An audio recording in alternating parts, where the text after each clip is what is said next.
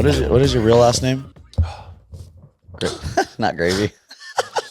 Matt Howery, man. Matt Howery? Matthew Raymond Howery. Randon. Matthew Raymond Howery. Howery. Hauri. Swiss boy. Mm-hmm. You guys ready? What's happening? All right, welcome back to This is J.O.B the Podcast. We're here on the 7 Mile Miracle, North Shore, Oahu, with a very special guest, Mr. Gravy. First off, I want to start this podcast off with a really good question that Tina asked. She was asking why they call you the Gravy Train. The Gravy Train. Oh, yeah. Earlier we discussed this briefly. So I kind of stole it from like a dog food brand. I don't know. It just kind of Gravy Train, I think, has been around like that.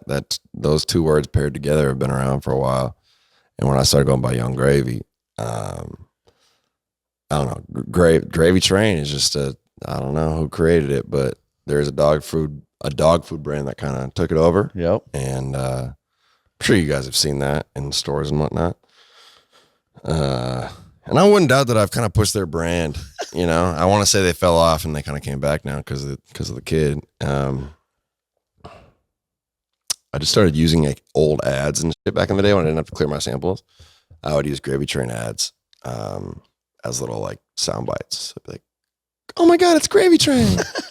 And like, oh, there's like some really good ones. It's like, "Oh, you just add water and it's delicious gravy," you know, all that type of shit. And I would put that in my music. That's so funny. yeah, I just stole it, but I've heard it in TV shows. I've heard it all over the place. I don't know who first said Gravy Train. There's like actually an interview of Donald Trump where he's trying to explain something and he just keeps saying Gravy Train. He's like, "Yeah, man, the Gravy Train. They came in, we did some business, and the Gravy Train arrived, and it was just all Gravy Train. I mean, it's all Gravy Train." And he just keeps saying it, and I use that. I sampled that in something too. It's pretty good. I like it. Actually, I used to buy the gravy train. I know. What is it? It's actually the question. The dog food. The dog food. I used to buy that for my dog, and I would always laugh because my dog used to always have diarrhea, and I would always like, "Oh, the Gravy Train, like it's the worst." I think it's it was the worst dog food. I think it's the worst. Oh, well, let's just say it's the best, but sorry, Gravy Train. No, that's sick. Sorry, y'all. Yeah, so let's jump into it. I'm sure most of the people that are watching this podcast know who Mr. Gravy is, but if they're not familiar, can you explain a little bit about who you are and kind of how you kind of got recognition in the game, the rap game? Yes, the rap game. Matt Howery from Minnesota. Let me think. I've never really been a surfer boy until today. We'll get to that after. I did a little skiing back in the day, but yeah, I started rapping when I was 20, 26 now. And as a college student at University of Wisconsin, I just kind of, started using my free time to become a SoundCloud rapper and kind of start a new lane of this sampled trap. I don't want to be describing my genre and burp on the mic. Sampled trap. Shout out to these. Sampled trap goon SoundCloud rap shit, man. I don't know. I think I kind of tried a lot of new things. And myself, Baby No Money, who we were with the other day, Jason Rich, a lot of artists kind of came up together on SoundCloud and now are just luckily made it into the mainstream. And rest in peace, SoundCloud. It's not really a thing anymore. I've been rapping for 6 years now, touring. That's crazy. 6 years? 6 years. It's a fast come up right there. I mean, yeah, dude, there's probably 2 years where I was rapping and no one gave a shit. And it wasn't really anything, but I was working on it every single day, just as much as I worked. Oh, not as much, but almost as much as I work now on it every day. And then after about 2 years, when I was 20, the beginning of 2018, I went on my first tour. So it has been a little bit longer than 6 years because I'd already been at it. Anyways, the come up is hard for anyone who's listening, who, if you're a SoundCloud rapper or a whatever rapper they have now, takes a long time. I think I went like a year and a half, and I dropped a song, and I got 3,000 views on the first day, and I was stoked. That was it, right? After there. a year and a half of grinding every day, 3,000 views in one day, I was like, yeah, like that's the shit. And then the last song I dropped got like 1 million in the first day. Wow. And that felt like normal. So it is a slow sort of come up So like on the internet.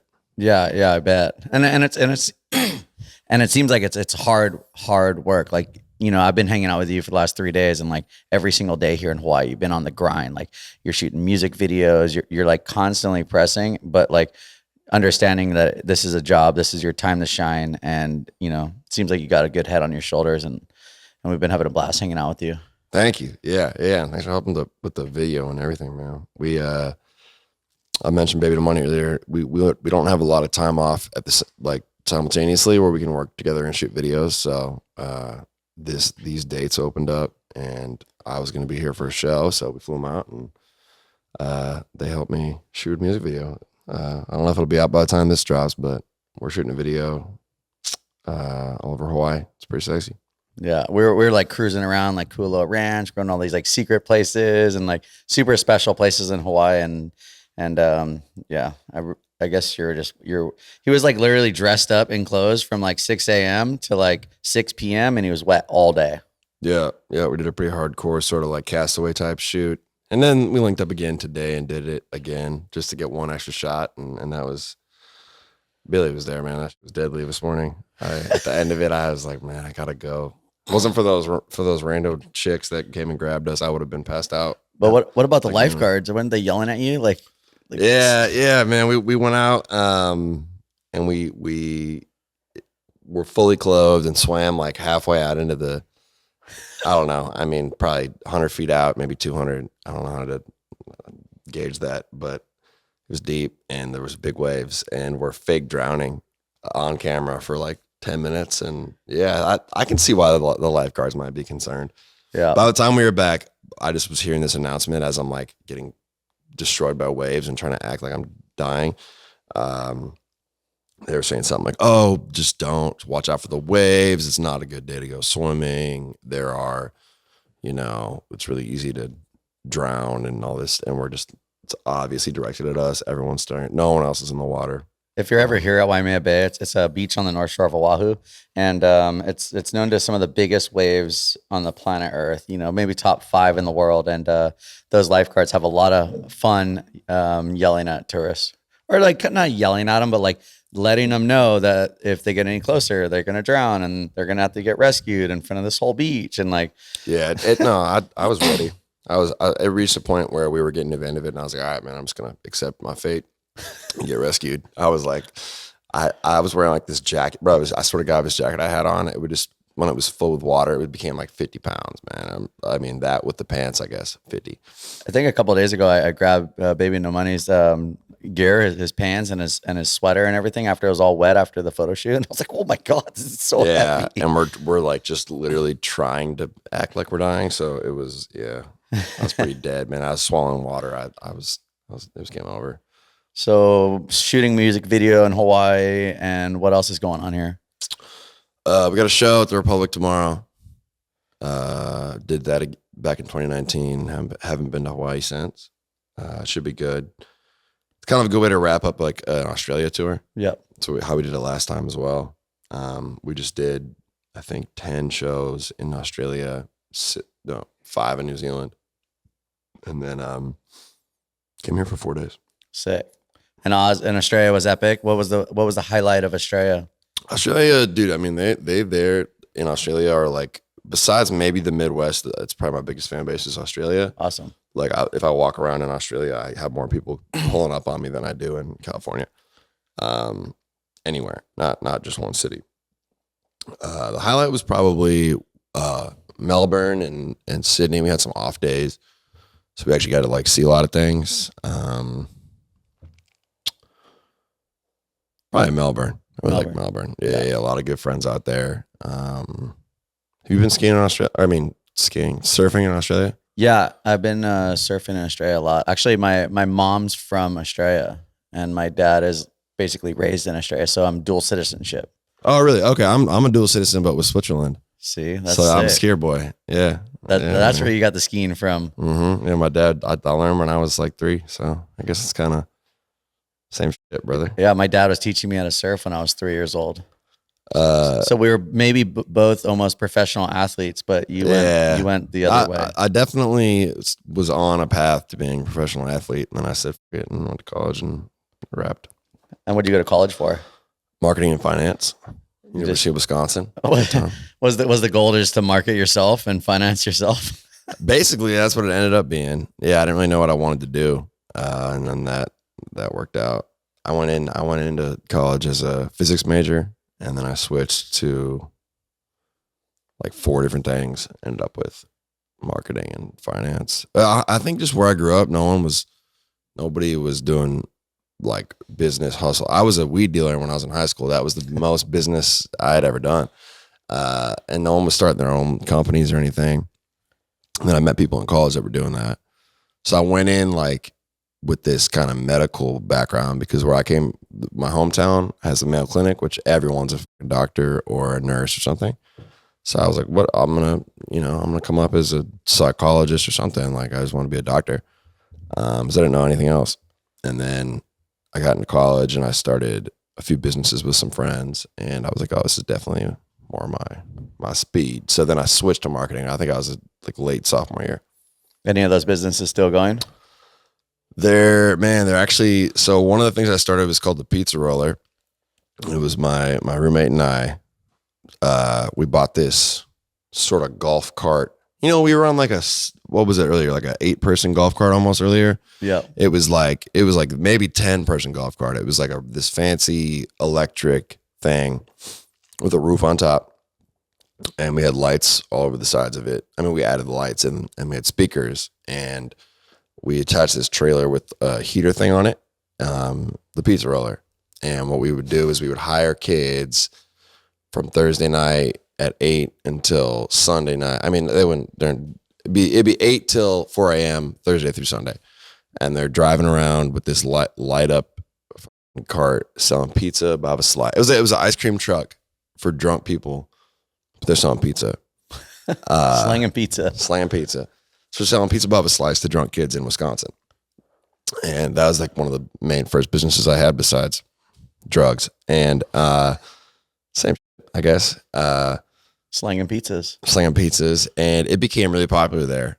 Because, I mean, in Wisconsin, it's like a pedestrian city. Everyone walks everywhere. There's a lot of roads where you can't drive. But since we had a license because of how slow the thing would go, that we could drive on it. So the Pizza Roller is coming, like, it was like we had music blasting. There was a brief period where I was like trying to come up as a rapper, and this was going on, and I started playing Gravy on the speakers. Oh, dang. Like, you hear something like this weird rap music playing, and there's a pizza cart approaching, but guerrilla marketing at its finest. Yeah. So there's a lot of really popping bars in that town, and if you're waiting in line, you could get slices of pizza for a couple of years there. But we sold that thing when we graduated in 2017. Somebody owns it. I know I saw it. My friend sent me a link. I saw it on, it's funny. I saw it on some website, resale website. And they had we had gotten a lot of money for advertising on it from different apartment buildings, and it still had the ads on it. So I could tell that they didn't use it for anything. Yeah. So I think the Pizza Roller died in 2017, but someone's trying to make a bag off it now. You just moved on to a new hustle. Mm-hmm. Gotta love it.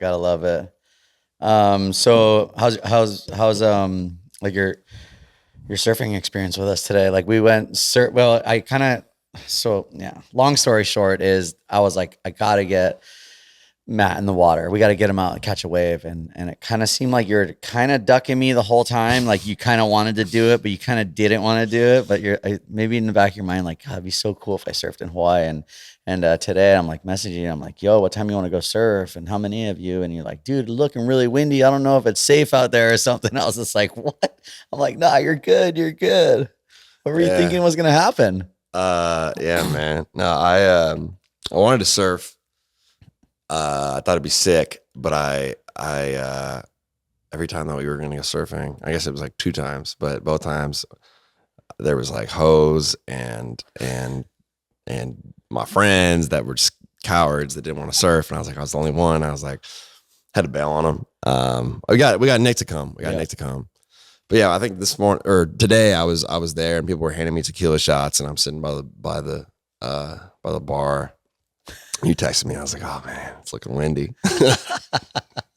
But I knew that if you showed up, I would do it. But I was just like, let's just see what he says. But I'm really glad I did, man. I had a good time. Yeah. Really good time. I knew it was gonna happen. I was just like kind of putting it off, Yeah, for sure.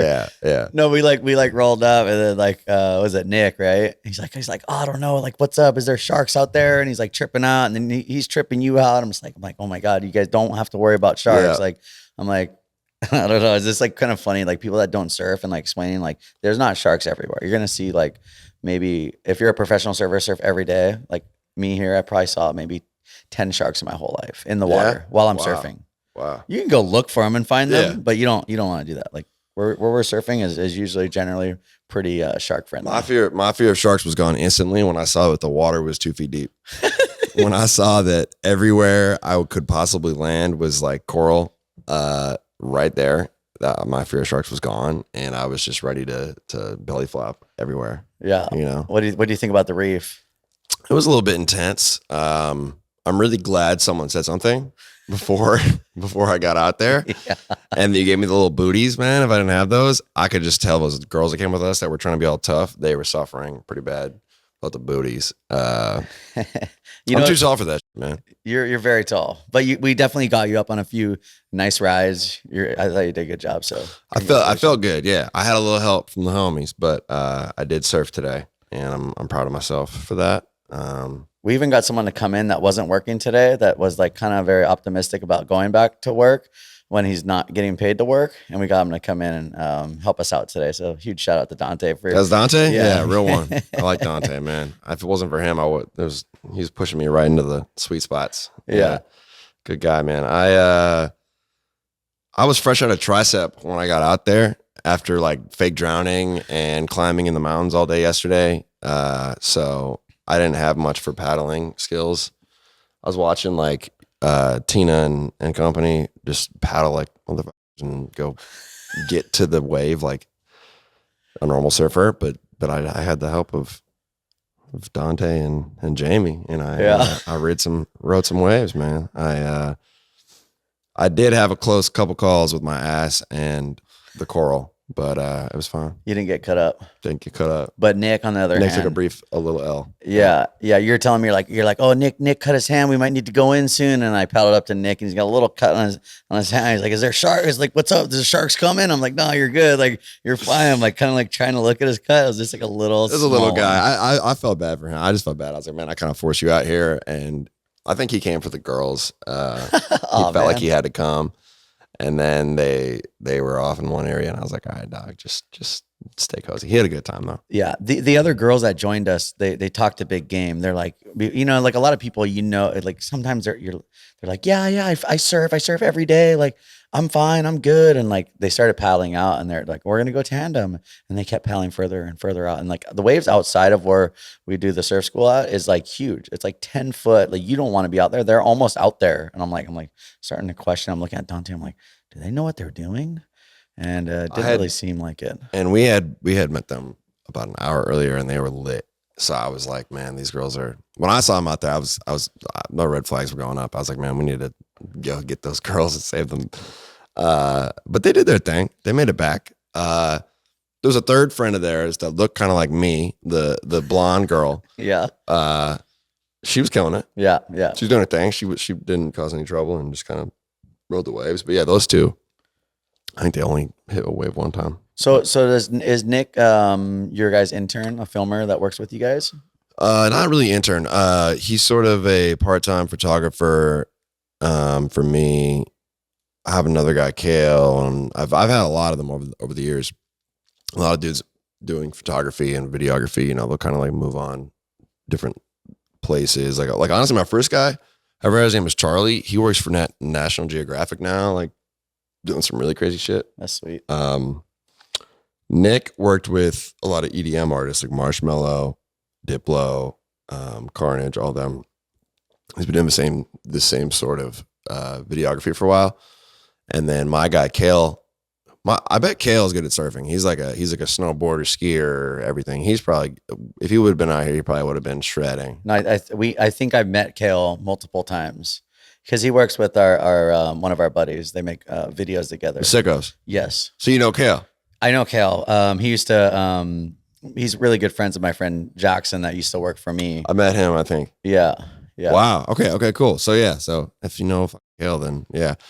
A lot of times I have him, but he also has his gig with the Sickos, so he'll be back and forth. And I just found Nick, met him, and we hit it off the first day. We've only known each other for like 5 months, maybe 4, but I stole him from the EDM game. Perfect. Well, at first he wasn't sure about going surfing with us, and then when he finally did, like he gave me like 5 hugs after the surf. He's like, "Thank you so much. Thank you so much." He had a good time. I checked in with him. I was like, "Man, you good?" He's like, "No, I loved it." Yeah. Okay, so if I could guarantee you if I could guarantee something that you wouldn't drown, would you surf bigger waves? Yeah.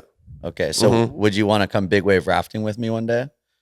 You don't have to. You don't have to stand up. Here's a clip of what big wave rafting kind of looks like right here. We take the jet skis out when it's 20 feet, and we go chase these waves, and we use an inflatable. This looks fucked up already. No. That's the raft we ride right there, and we tow each other in. These are the rafts you usually just tow behind. I would do that, man. As long as I have I have a life jacket on. Yeah. With CO2 cartridges, that if you get pushed and it's under, more than 2 feet deep. Oh yeah, it's about 30 feet deep. Yeah, I'm doing that, dude. That's how big the waves get here in the winter. And yeah, it looks sick. And kind of like how your music is kind of how we live our life. We're like really fun and outgoing, and you know. Is that Billy? That was me. That was you? That's gonna be Billy soon, and you. Damn, bro. So yeah, Blonde Boys. Okay, yeah. We're living our life. Yeah, this is that was sick. Living life in the fast lane right here. Yeah. This is. I've never heard of that. I made up the What sport. happens when it falls? When the wave comes down? What do you call that? You go underwater. Yeah. Spend a little time underwater. All right. But we have these vests, and they have these CO2 cartridges in them. And when you get pushed down deep, you just pull them, and it just takes you up so fast. Your whole vest inflates, and you go. That is sick. I've actually scuba dived. When I was younger, I was like 15. My dad was into that. He brought me out. I remember you have a little thing on you that you could. Oh yeah. You got the little like BCD. Helps you go up and down. Yeah. It's pretty much like that, but things like happen a lot faster. Yeah, I would. You just get sent rocketing to the top. Dude, scuba diving. Do you guys do that out here? Yeah, we do. Tina and I got Tina certified, or she got herself certified. She's a scuba diver, and we only went once. And that was a couple years ago. Patty. Yeah, I'm fucking Pappy. too much of a rapper. Yeah, I liked scuba diving a lot.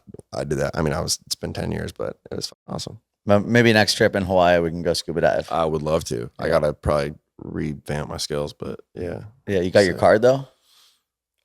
I think that is one of the things that sketched me out about it, because I think it lasts forever, or at least like a very long time. And I was like, dude, there's no way I remember how to do any of this. Yeah. It's been 10 years, and I think that my thing is still active. So perfect. You're good to go. Nah. No, I'm doing the whole class again, man. I'm not doing that. No, you're I'm good. not risking it out there. It's kind of like surfing. You don't really forget. You just don't get forget. out there and you just make it happen. I forgot, man. Yeah. It's been 10 years, bro. I did a lot in 10 years. I'll get a little refresher, and then we can scuba dive. All right, I like it. So how's life on the road? Like as like a rapper and traveling, it's like a lot of long nights and a lot of sleeping in the day, or you just kind of just on a grind and you're away for 6 months of the year and it's a full hustle? Yeah, this last year was probably the craziest I've done. I think I did 140 something shows. Wow. Internationally, everywhere? Yeah. I think probably 100 of them were in the States. I was just touring nonstop. I did a tour with Dylan Francis in the beginning of the year, who's an EDM artist. Then I did a ton of college shows in the spring and the fall. That's kind of like when they have their little festivals. I do a lot of that. And then I did a big tour with Baby Don't Money in the winter. So yeah, I mean, all year I was at it, because people, after COVID, man, like everyone wants to party. So since like that ended, I really have done shows nonstop. I got to chill out. I'm definitely going to chill out soon. I mean, I got a lot of college shows coming up, but yeah, it's a hectic schedule. How long you been gone? Right now, I don't know, man. I think the longest amount of time I've spent at home in the last like probably 6 years was 3 weeks. And it was when COVID started and I started going crazy because I was so used to being in a new place every day or every couple days that I went home to Rochester, Minnesota, where I grew up. And I was in his house for 3 weeks straight and I didn't leave. I mean, I went to the store. That's about it. And I started feeling crazy. So I think I got really used to it. I still don't probably stay in the same place for more than a week at a time just because of music videos and brand deals and all this type of shit. But I put myself in that place. You know, I know a lot of rappers and other music artists that do hang out at home the whole year. Yeah. I feel more comfortable on the road and I enjoy it. And I know that that's like where the bag is at, I guess, in the most, you know, the least douchey way possible. That's where the bag is at. So I do a lot of touring. And like you said, sleeping during the day. No, I cannot. I'm not good at napping. I'm used to like kind of powering through a bunch of days and then just I'll sleep for a full ass day. Yeah. After. Interesting. Is there like any like routine do you have like to decompress and get away and just kind of just relax, or is that your full day of sleeping just to kind of reset? I'm working on getting better habits because I definitely do drugs and drink, not drugs, just like, I mean, I have Adderall prescription and that keeps me up. And drinking on the road, you know, to kind of like get comfortable or relax. But jerking off is great. I always recommend that to anybody. Meditation before every show. Basically, my routine is like 3 beers, jerk off, or, you know, get that nut somehow, and then meditate for 15 minutes. That's what I do before every show. Damn. Yeah. That's interesting. Gets you in the right mode. Yeah. I've tried a lot of things, but that's kind of now what I'm into, man. Everyone has their own thing, right? Yeah. I'm not like in the bathroom of the venue jerking off. It's like I usually have a tour bus there, so it's comfortable and it works, which is fine. Yeah. Or I have my girl there or whatever. But I think the moral of the story is that meditation is really good for your health. Yeah. And masturbation. I would recommend both. But do you meditate? No. Try it, man. Try your routine. Yeah, man. Try all those things, man. It's a good time. It helps. Well, what's your favorite city to perform in the whole world? Oh man, honestly, I really like Amsterdam just because there's so much to it and the energy's great. And I think in a lot of places in Europe they have a little more energy than the States. But Australia is probably my favorite. Yeah. Australia, I realized again this time around that like, dude, we were going crazy. Sydney has always been one of my favorites, and Melbourne. They're just wild out there. You do quite a few shoeies out there. I just shoey at every show. Last tour I refused to do it. This tour I just made sure that my rider had brand new shoes on it. Oh, there you go. So I was in and out of fresh. You don't want no foot fungus on your mouth. You saw my shoes, bro. I didn't let you on my carpet. Yeah, you didn't even want me to wear them on here. That's why I'm wearing these things. I would have fresh Nikes at every show. And then it became a cool part of the show because I would do the shoey, sign them, and then like give them out to whoever was the best like fan, whoever knew the most words. That's awesome. So people got hyped about that. So like just going out on stage, it's just electrifying. People are psyching. People are like losing it, and that just probably gives you the best feeling in the world. And you walk out, and you're like, whoa! Like all these people are here for me, and to hear the music, and I don't know. I think it's like a cool thing, right? Yeah, it's like everything you ever wanted. I've talked to a lot of artists about like the being nervous about performances, and I think everyone agrees that everyone gets nervous right before you go on stage, and then it's almost like once you've been on the stage for 30 seconds, it's Gone. it's gone. Yep. But you still want to avoid that initial. That's why I have the 3 beers and the bust of the nut, man. It's like, I want to avoid that initial sort of fear, Yeah. you know, and you're like afraid that you're not going to go on with the right mentality. But once you get up there and you can, like, you know, if you can say anything and they echo it, Yeah. that's how you know it's like, you know, It's legit. makes you feel good. How do you get inspired to like make music every day? Are you making music every day? Or are you like constantly thinking about lyrics and like, how does that happen? Yeah. I want to say that I used to just always be writing stuff, and then I would have like a document of just lyrics that I would like reference when I was in the studio. But I realized that I was like kind of, I don't know, I kind of changed my style up a little bit with writing, because I realized that, like, rather than just the lyrics, the flows and stuff are more important. So what a lot of rappers do, and now what I do for myself and for other artists, I do a lot of writing, songwriting for other people, is like top line, where you go in and you hear the beat and you just kind of freestyle, and you can just spit gibberish or whatever to get flows down. And then my roommates are all songwriters, where we'll just write, like, they write for like people like Machine Gun Kelly, Black Bear, like pop artists, and I'll go in and just kind of, I'm better with the lyrics rather than like melodies. So we'll go in there and make a song, basically just the basics, and send it out to people. Yeah. So I do that for myself now, is write like the sound of it without the actual lyrics. Then I go back and I kind of Piece it together. put it together perfectly. Sick. And then, so your first song ever you released on SoundCloud, or was it SoundCloud and YouTube like at the same time? First ever, I think, was just SoundCloud. I didn't know any better. That waves. That's rain. That's rain. Yeah. It's pouring rain right now in Hawaii. Damn. And now that'll be gone in like a couple of minutes. That was really cool earlier when it was, damn, it was really cool when I started waiting while we were surfing.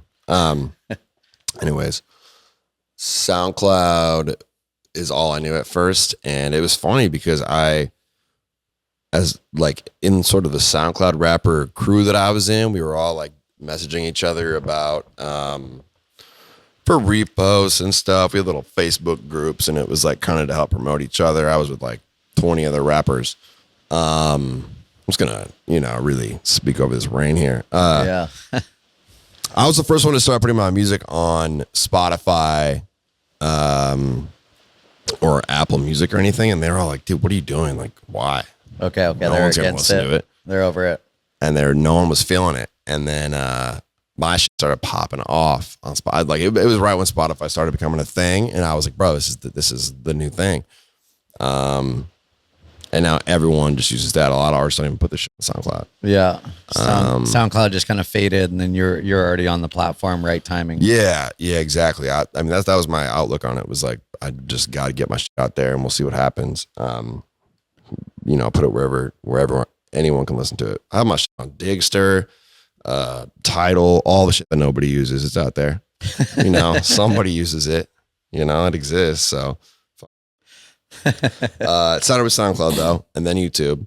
And I think the next thing I made might have been Twitter, Instagram, and then everything else. I just, at a certain point now, everyone has everything.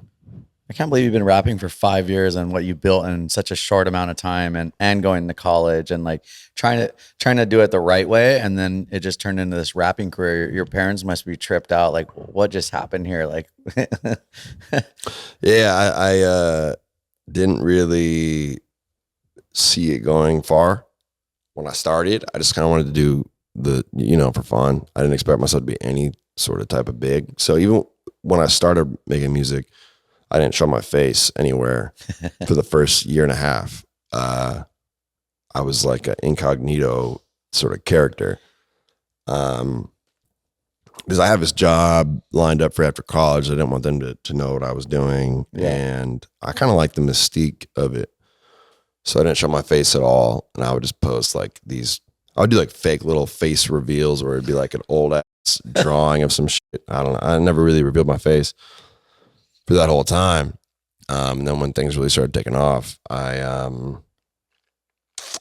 made the Mr. Clean video. Yep. First music video that I ever dropped. It's a classic. And that was like, even in the beginning of the video, a lot of people nowadays will see it and not realize this, but like the first 30 seconds, you don't see my face at all. It's like all zoomed out, or like it's covered up by like steam or like a hand or something. And then like the reveal is right at the beat drop. And that was what really blew me up. When you drop Mr. Clean, were you like, oh, this is gonna be a banger? Or you're kind of like, oh, this is gonna be like another like good song. Yeah, I just thought it would be another one. And then that one was taken off more than the rest, but it wasn't like significantly any different until that video dropped. Oh, I really? was like, I got to pick a song for a video. I had like my three like main songs. And I was like, all right, I think let's go with Mr. Clean. How many views that thing get like in the first like month that it dropped? Dude, I think the song as a whole had like, before the video dropped, had like 100,000 views. Oh. And then I dropped the video, and then I think that got like 1 million in a week or something. Because they were like, what the is this? And it was like a lot of people, a lot of the growth of it was fueled by like, yo, who's this kid? I thought he was black. That was a lot of it. It was like, oh, I heard this dude's voice and I thought he was black, but he's this white kid with glasses and whatever. Some funky hair. And a fucking bathrobe and all this. Oh, yeah. But yeah, I mean, I got 1 million views in the first week. Now it's, I think, around like 60 million on That's YouTube. epic. It's just like a video I made with some homies for like $80. Just gathered up like some favors and I made that video. And I've probably dropped like 30 videos since then. That, you know, like growing up, like being in the industry that you are, and now like you're just getting into it. You're 5 years into it. It must have been like a hard, like, I mean, as an outsider looking in, it must be hard, right? Because like I feel like this industry is pretty like pretty hard to get into, you know, especially a white boy, curly hair, like trying to come into the rap game. It's like showing up in Hawaii trying to catch a wave. Like, you know, in the middle of the winter, you're just gonna get mad dogged out, and you're probably not gonna get much love. Yeah. I remember, especially in the earlier days before anyone knew who I was, and I would go to sessions in like Atlanta, I would get looked at immediately. But I always had a confidence going into those situations, knowing that like I could rap, where I'd go in and like kind of enjoy the fact that people were looking at me like, who the fuck is this? And then I would get in the booth and just go crazy. Now I'm at the point where they all will know who I am when I walk in, and it's like, I kind of have to ball out. I kind of have to spaz if I want to, you know, show out like I should. But there was a point where I would go in and I would just be like, who the fuck is this skinny kid? And then I would just go crazy. And that's how I ended up getting a lot of like the original features, like Lil Baby, Juicy J. I'd end up in the studio and I'd be like, yo, like, I was strategic. I wouldn't pull up to them and be like, yo, get on my song. It'd be like, I would just wait for them to walk in the room, and then I'd go in there and go off. So that's how I got a Lil Baby feature and a Juicy J feature. And then from that point on, I got sort of enough credibility where I could hit people up on Instagram and whatnot and get other features. That's how I got Young Dolph. Rest in peace. I had a list of my favorite rappers, and I was like, I'm going to collab with all these artists, and I'm not going to collab with anybody else. Who was that? It was you got a few for me? Lil Wayne, yes, Juicy J, yep. Young Dolph, Lil Baby. Action Bronson, I think, is up there, and I still haven't collabed with him. But I met him, which was cool. And actually Puya is one of my favorite rappers, and you met Andrew, bald guy. Yep. It's his little brother, who's his pop rapper from Miami.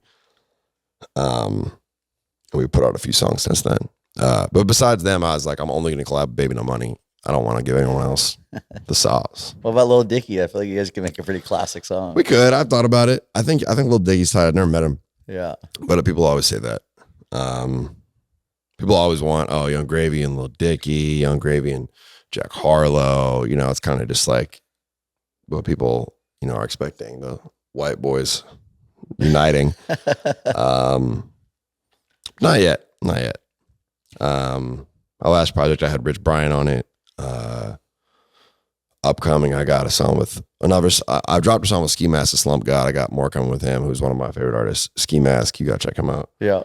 Michael Bublé and I have been speaking. That might happen. And very recently, I met Shania Twain. Oh, there you go. Super random, dude. I knew a few songs by her, and we met, and we just hit it off right away. And she wants to fly me out to Switzerland, Sick. which I mentioned earlier. I'm a dual citizen. I have a lot of family out there, but she lives on Lake Geneva, and she wants to fly me out to like get in the studio. That'd be And sweet. it's quite different Yeah.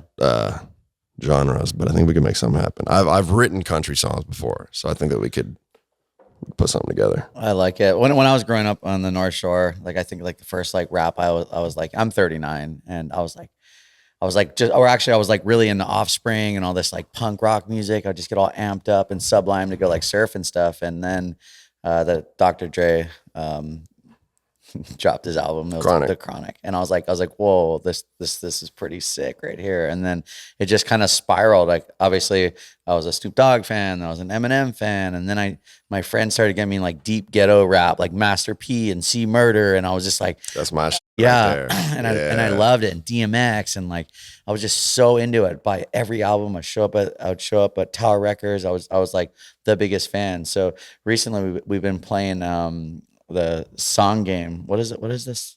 What is a song game where you ask the what do you ask them? What's that song game we play? Oh, on Alexa? Yeah, Alexa. Alexa's Yeah. the legend. Yeah. So you ask Alexa, can you play these like song genres and stuff? And I'm so good at like anything from late 90s Can we try it? into early 2000s. Are we doing it right now? We don't have this right now. We should have brought Alexa. Yeah. Yeah, Oh, if you ask Alexa, play the song pop game or something, and it's so fun. You can do all the genres. It's insane. I usually think I'd be really good at that. I'm good at trivia, just any type of trivia. I'm really fucking good at, and I have a weird obsession with that shit. So, and music. it's a vibe. That was my alarm to come meet you earlier. I think I set it 2 hours late. Nice. I feel like we gotta do a segment where we do that game. Yeah, Yeah, that'd you be should. I was funny. gonna say you should definitely do that. I would be good at that. But yeah, I was driving around the North Shore over here, like this little like country place, and like a low rider had like slammed like Chevy thing and just airbags, and like I literally like thought I was a gangster rapper. Like I Yeah. was so into it. And like Same. I remember I saw Kelly Slater, like the biggest like surfer of all time, 11-time world champion. And he looked at me and he goes, "What do you think you're in Compton, kid?" And I was just like, hater. I just drove away. I was like, Yeah, bruh. another hater. Hell yeah, man. I'll never forget that. But yeah, I love it. Haters, bruh. I love the ghetto rap, and I like that you did a collab with Juicy J, because Southern rap is my favorite I for love it. sure. Outkast, 3-6, all that shit. 3-6 Mafia. Yeah, yeah, that's my favorite. That's a I vibe. love them, man. I got an EP coming out, Juicy J, I think. So keep your eyes out. Yeah, I can't Probably wait. be perfect for your whip. Yeah, I like Wild Out. I don't know. It's like something about the music, like kind of being mad, like made me want to surf and like go push it over the edge and like just. It's kind of surfing is weird. Like you can either zen out or you can just get pissed off and go out there and just like you want to take every wave and just send it so hard, and you're like singing, literally singing while you're surfing. It's the weirdest thing. When I used to ski, like do the ski slope style competitions, I would always listen to like what you said, 90s hip hop, like the Dog Pound, Snoop Dogg, all that shit like that. Just G Funk was Yeah. what got me in my groove, and that was a big part of the competition, was like having swag and kind of having like a steez. So I was doing like, my thing was Butters. I don't know if anyone, y'all probably know if you've been skiing or snowboarding. It was like, I cannot do that on a surfboard, but it's like, take the ski and you go like that, and you you bend it and do a little trick off that. You huck it. And that was my swag. So I needed something really wavy in my ears when I was doing it. Yeah, And the rails and shit. That's- I miss that's those days. I got too tall, bro. That was the problem. I grew a little taller, and now my balance isn't as on point. So you did pretty good today surfing. yeah, that's what I heard, man. I'm proud of myself. We're gonna send you your clips and some photos. Yeah. Give me the prime ones, man. Send that to the host. We can make it the wave look a lot bigger if you want. Yeah, bro. Let's get it. Oh, Photoshop love. We'll get you man. going. Get Shiraz in there and get him with some after editing. Man, my shit look crazy. Yeah, I like it. I like it. How do you meet Baby No Money? SoundCloud DMs. Wow. SoundCloud DMs. That's cool, man. And it was like really early, man. I had like probably 100 something followers. He had 200 something. Oh, he was balling. And it's like, dude, people who just casually make a SoundCloud account for their friends have that many followers. And we were trying to be rappers, but people who, you can make one and just your Facebook friends that add you through the app will bring you to that many. Yeah. So we were nothing, but he DM'd me and invited me into this like group of rappers because he'd been going for like a year. Invited me into that, like what I mentioned earlier, like that Facebook group where everyone was kind of helping each other out. It was kind of like a posse. Yeah. I worked with a few of them, and we'd all help each other out with reposts and whatnot. But he was the only one that I really saw like a lot of promise in. And then my shit, I had my whole sort of plan already figured out, and I like knew how I was going to start dropping music and what the whole style would be. But I saw him fitting in as like, like the Snoop and Dre, like we're different, but we have a lot in common. Yeah. And I wanted like a homie to come up with. So I was like, there was one point where I was putting out I was growing a big fan base, and I was like kind of forcing him into the music, and people were like, yo, stop working with him. Like, fuck that. Yeah. My fans were hating, and I was like, yo, just wait. Because I could tell I'd FaceTimed him a lot. We actually didn't meet for like 2 years in person, but over FaceTime and shit, I got to know him, and I was like, this dude has talent. And then, dude, like, I think I kind of helped give him the platform to really put his own shit out, and now he's huge. I mean, his biggest song, La La La, is like gigantic. It was like top 10 last or 2 years ago. Well, it's like you saw the vision. You helped them a little bit with the platform, and then yeah. At first, we were kind of like helping each other to like figure out how it worked, and I was guiding a lot of things, and then now he's just fucking nailed it, crushed it. Yeah, that must feel good. Yeah, you guys super met in SoundCloud's kind of like the YouTube version of music where you could like go like for creators to make music. You just put up on SoundCloud. It was like a social media it was like a Twitter almost. It was like you post music, you can like repost what you like, you can message each other and all this shit. And it was like, for a couple of years, it was like, I think at least for hip hop, it was one of the main ways that people were getting attention without a label, because SoundCloud, you could get, if your song is interesting enough, people start reposting it all over. And then they dropped SoundCloud Go. I think that's kind of what fucked over. Because they started making people pay. Yeah. And now no one really streams on SoundCloud anymore. But hey, there was a really good phase. And now it's almost like TikTok and YouTube and shit where people are getting that attention from. Is it hard being on the road and having a girlfriend? Do you think there's a balance there to have a girlfriend, or you want to enjoy time on the road, or are you single? I feel like an accusation at first, man. My bad. I got a guilty conscience, man. Do you not want this on the podcast? We don't have to talk about No, this. it's fine. I see how I'm like sweating and shit. I had a girlfriend not that long ago, and I just didn't like talking about it. I don't know. No, it's all good. But people are always like, oh, dude, you're cuffed, aren't you? I'm like, nah, I'm chilling. But I kind of have, it doesn't work that well. Yeah. That's the key. I'll try having a girlfriend, and then it's like, man, I travel too much. I'm horny, and it's not working, man. That's just, there's not that much to it. It's not your time right now. It's not the time right now. You gotta go out there and crush your career and work hard and live it how you want to live it. And then when it's time, you'll get a dog and you'll have a girl and a family, and that's later down the line. I thought you were referring to the woman as the dog. I'm like, yeah, I'm gonna get my dog. What's up, man? Yeah, no, okay, yeah. I travel too much. I have a cat that I share with some people, and I have to leave it behind when I move out. Hey, what's your cat's name? Minnie, like Mini. She's I like little. It. Yeah, Minnie. She's sweet. Does Minnie even remember you when you come home? Hell yeah. Hell yeah, dude. I mean, one time I was gone for like 3 months, and I think when I got back, I was like, I hope so. But no, when I get back, she'll like be meowing her ass off and rubbing up my legs and shit. That was me. I'm the favorite roommate for sure. Yeah. That's my girlfriend. Well, I got a funny story. So like I went on a trip, and Tina took one of our dogs to the vet, and then she ended up renaming the dog, because both the dogs are Grom and Reef O'Brien. And I came home and I called the vet and they're like, I'm like, oh, Grom O'Brien, he's got to come and get his medicine. They're like, oh, we don't have a Grom O'Brien. And then it's like, now the dog's name's Grom Cohen. Grom Cohen? So you better be careful. They're gonna be you changing changed it to your last name. Yeah. Oh, man. Damn. Are you Jewish? Yep. Yeah. Cohens, man. I tell you, they run shit. Next trip I'm gonna leave, she's gonna rename the other dog.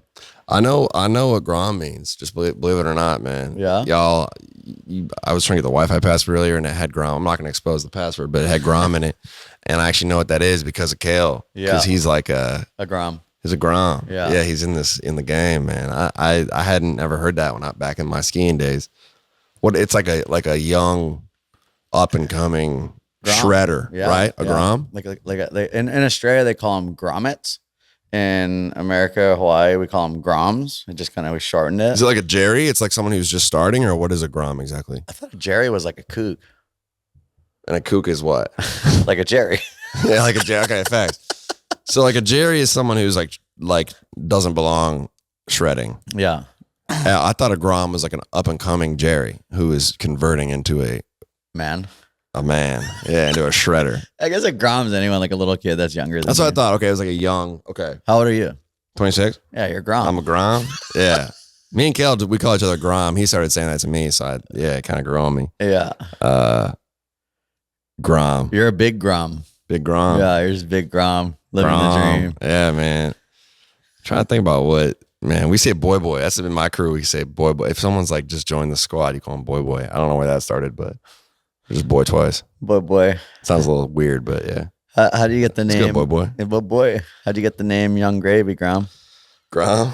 Grom, someone needs to bring that into hip hop, man. We need to start saying Grom in hip hop too. How did I get Young Gravy? I used to be a camp counselor. Really?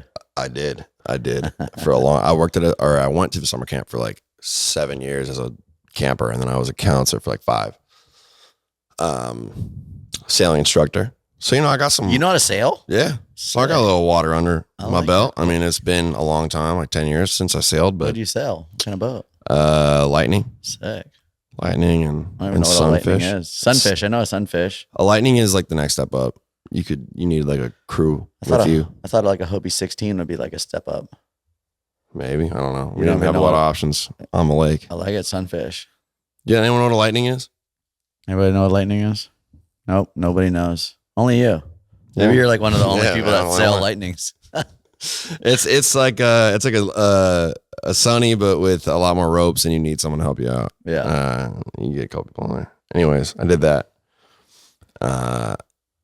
From like I don't know, 17 on. What was the question? I forgot. What? Something about. Oh, camp I was camp counselor. I don't know what I was answering. Sailing boats. Sailing and Grom. Oh, lightnings. Young Gravy. How did I get the name? Yeah, there we go. Yep. I was a counselor, and when the kids would go to bed, we would go out to the woods and drink beer and Daryl out. what other we'd Daryl it up, man. We'd Grom out, man. We'd Daryl up. We'd go out in the woods and we would freestyle sometimes in the car. Light up some blunts and just start rapping over beats, man. That was when I first started rapping. Me and some of my co-counselors. There's a particular period where they made me the fishing instructor, and I had no idea how to fish, man. I had no fucking idea, but it was the chillest job you could have at the whole camp because you had your own pontoon and you'd bring kids out in the morning and let them fish, and you didn't have to do anything. And then after like 5 p.m., you're free to do your thing, and They wouldn't catch any dude, a summer fish. camp. It's like if you seen like Wet Hot American Summer, like any of those like movies, bro, it was just like that. This place was fucking awesome. I like that. A lot of times I wish I could go back and just relive like a summer there. But that was where I started rapping, and I was in like a rap circle with some homies, and we're at Wide Open. It was just, oh damn, I can't expose the name. No, you know what? I can do it. I'll do it. It was a place called Wide Open. I don't think it exists anymore. We call it Whoa. It was like you drive 15 minutes out of the camp, and then you come out to this place in the woods, this big wide open area. That's why we called it Wide Open. It's pretty creative. And me and some homies were freestyling, but there was like a squad, like a whole crew there. Everyone, people like get naked and shit. It's a little bit interesting. Weird. It's Daryl'd up. Daryl'd out. Is that what y'all call that? It's Daryl. A bunch of Daryls in bunch the of wide Daryls. open. Yeah. It's not just dudes. Don't worry. I was a little worried. No, it's everybody. But we were rapping. We had our pants on, but Okay, I hope so. I started envisioning this. Yeah. I'm trying to paint the picture right, man. It's a giant fire, some tits on this side, but over here is like the rap circle with the boys, and we just have like some shit beers, and we're rapping, and yeah, I'm really painting the picture. You're getting bit by mosquitoes. You're sweating. It's like 1 a.m. on a Tuesday, and I'm rapping some shit. Man, I said some line about like, yeah, man. I think it might have been a rhyme with wavy, honestly. So you know what I'm saying. Something about wavy. I was like, man, I come through, spit that shit wavy, come back smooth. You could call me Young Gravy, and it wasn't really. It was a freestyle. It wasn't really pre-planned, and I just said, come through smooth. You can call me Young Gravy, and then everyone was just like, oh shit. That's it, man. But I had no intentions on being a rapper, so people started calling me Gravy at camp, and just homies were calling me that. And then like 2 years went by, and I wanted to be a rapper. I just stuck with it. Can you throw us a little freestyle? No. If you do one, I'll do one. No. That's part of my rules when people ask me to do podcasts or interviews. It's part of the rule. No freestyles. No. I can't embarrass myself. I'm not sick anymore. I was. I made some songs back in the day on what is it? Some garage band. Dude, I got like 6 You were hits. a grom? You rap grom? I was gromming out. I thought I was a gangster rapper, and we would in between our surf sessions, we would come in and we would like sit down and we'd make all our own beats, and then we'd like write lyrics, and like it was pretty sick. You got rap music. We're like surf rap music. That was sick. Does it have like It has some wacky beats. Were they like, I'm just picturing like a Sublime sample, like some ska. It's so wacky. It's not like the I actually reggae vibe to it. It's just shit. or is it good? It's pretty bad. It's bad? Okay. I had the songs, and I was gonna bring them up here and let you listen to it and just like kind of embarrass myself. You got scared. And then I started listening. I'm like, wow, they're really bad. And then there was 6 of them, and I was listening. I was like, nah, he's not gonna hear this. One day, send me a link. I won't expose it. I won't expose you. I won't leak it. My friend brought what's the thing we called before, an iPod, or no? Is it iPod? iPod? No, where you put music on? An iPod, yeah. Yeah, A long I remember time those. ago. I was alive at that point. I had an iPod. So somehow everyone was teasing me when we were on tour, and they're like on the surfing tour, and like they're like, oh my god, you got to hear Jamie's rap, and somehow I exposed one, and then like the next thing you know, like a bunch of the people on the tour had like a few of my songs, and they're all just laughing their ass off. Your rap name? No, just Jamie. Jamie O. Jamie O. Hey, Jamie O. You're gonna hear the beat and you're gonna lose your mind, bro. It's so fun. It's hard at being a rapper and listening to first attempts. It's so bad. There's Jamie there's O. nothing to choose from. So you made the beat. It was like I'm hyped. I love hearing that type of shit, man. I love hearing it. Sometimes it's so bad that it's sick. There's a couple songs out there that I think blew up on accident just because they were bad and then they became good. Yeah. Some of my early shit would say that that's the case. Yeah, I like it. I was like a partner in my rap. I was like, I got my rip curl sweat. I got a Beretta under my rip curl sweater. It was like, dude, I thought I was so gangster. Bro, let me get like a couple more bars, man. That's crazy. Oh, under my rip curl sweater. You shouting out Hurley? You shout out Hurley yet? Billabong? Yeah, I was writing for my sponsor. I thought if I just throw them in my like little rap, they would be psyched. Damn, bro. I'll get you that song. We could relive this one together. Yeah, I need it, man. What are the surf brands these days, man? I remember Hurley, Billabong. I mean, people would wear it and pretend to be surfers, but you can't surf in Minnesota, so I don't really know the brands like that. There's like Hurley, Billabong, Quicksilver, Rip Curl, kind of Rip like curl sweater. Yeah, in my Beretta. What about Rusty? Rusty, I used to write for Rusty. I remember, Yeah. Rusty was tight, bro. Yeah. You could rap with that shit. Yeah. Yo, bitch, Rusty. You I still get that shit in my Rusty. There you go. He's getting loose. Cut loose. Pussy ain't been hit in a minute. It's so damn dusty.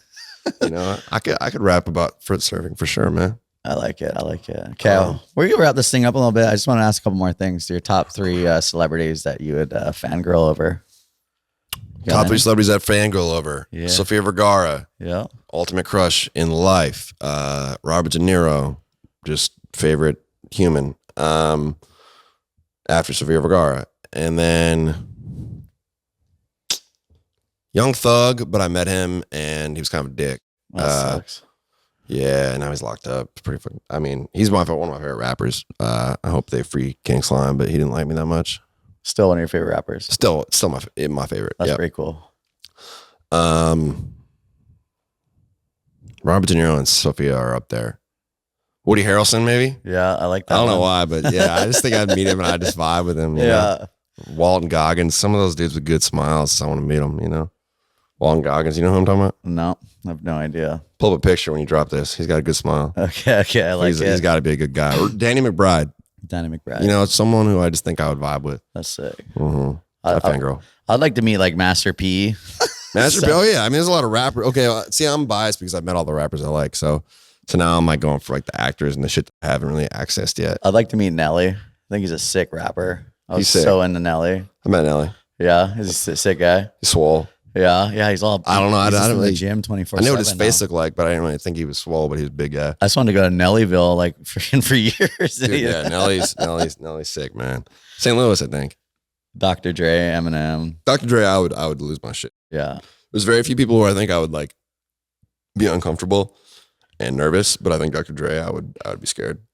He's just like so much of an idol to me that I would be fucking shaking in my boots, man, shaking in my what are those? them Their things. tennis slippers. Yeah, I'd be shaking in my slips, man. Yeah. I couldn't handle that. Well, I guess one of the last things I want to ask you, where do you get the whole mom thing at? About like what's it all about? Are you into older girls, or is it just kind of just it worked with your songs and? It's a good question, man. I get asked this a lot. The MILF thing. I definitely have a thing for older women a little bit. Yeah. And that started way back. How old? Like 50? Not 50. I mean, I've been with women that are 50, but that's not really where I'm aiming. But I do end up in that. You know, sometimes you aim one area and you end up somewhere else. But Their kids come to the concert and you take the mom home. yeah, Nice. it's gonna be straight up. Yep, it has happened that way. I have watched a mom order her kids in an Uber Wow. from my tour bus. That's awesome. She didn't know who I was, but her kids did. But then Send the Groms she home. did. She did after, man. Yeah, she sent the Groms home, and A good we're still time. tight, man. She bought me some Fendi glasses pretty recently. The mom thing started when I was younger, and I was like, you know, I've always been not, you know, I'm not loyal to only older women, but I've always just kind of been part of my vibe, you know, trying to. And then I started putting my music, and then the internet really just took it and ran with it, especially in the last like 2 years. Yeah. Since TikTok became a thing and more social media, people are like, they just want that content, I guess. So they started pitching their moms to me over the DMs, over videos. They're just trying to sell you their mom. Bro, they'll send them a picture and a phone number and just be like, she's in this city, she's single, have sex with her. Like, people are crazy, man. That's insane. So that kind of, you know, became its own thing. But I realized it today, actually. Well, yesterday and today, where I was with Nick, right? Yeah. You saw us earlier. We walked by those girls, and you saw the girls we were with. They're a bit younger than me. I was just not really feeling it. I was like, man, I'm gonna go to bed, blah, blah, blah. But like, there's this waitress at the Turtle Bay. at Turtle Bay where I saw her, and she's like a lot older. And I was just like, man, like, everyone was like, man, she's not that special. I'm like, nah, she is, man. I just have a different type than most people. But yeah, the MILF thing is real. Sometimes I think it's not, and then I realize that it is when I'm trying to fuck a 40-year-old waitress. Yeah. And what's next for you after Hawaii?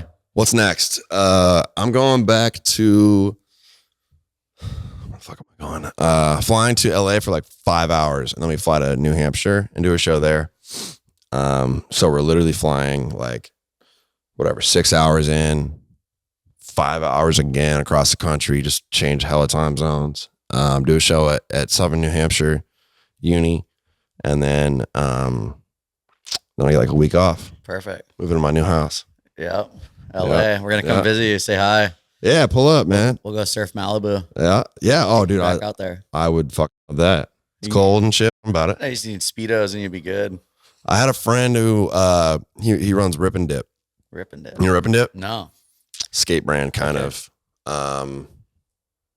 Nice. Let's see what you pulled up there. Rip and dip. Anyways, Rip and Dip. It's like a brand, and he bought this crazy house in Malibu, like fucking $1 million or something. He owned it for like a month and then sold it. But I'm the only person to ever like pull up, and he brought me surfing. So I have actually touched a surfboard before today. Yep. Very briefly, and I was hungover, and it was like 8 a.m, and Freezing cold. I gave up. Yeah, I gave up immediately because he only had one wetsuit, and he was wearing it. So I gave up, but I did touch one. Sweet. Anyways, Malibu, let's get it. Rip and I dip. live up in Sherman Oaks region now. Yep. As of tomorrow. Tomorrow. When I sign the contract. The So, dotted line, yeah. so Well, sick. hype Brother. for that, baby. Pull up on me. Congrats. And yeah, thanks for being on the podcast. Appreciate you, brother. You're a legend. He made time to come up here, picked him up from the hotel, took him away from the party, and Took a nap. I was sleeping. It's all good. My whole squad was tuckered out after today, man. Everybody. I saw a video of them dragging my friend across the ground with his pants off, man. They were done for. Guarantee no one's awake back home. oh, all right. So yes, I took a nap and I was good, and I'm happy I made it. Perfect. Thanks, brother. Let's get out. It's been real, man. Appreciate you guys. If you are new to the podcast, drop a review and give it a thumbs up. Appreciate you guys. Subscribe, like it. Subscribe, like it. Don't be a coward. All right.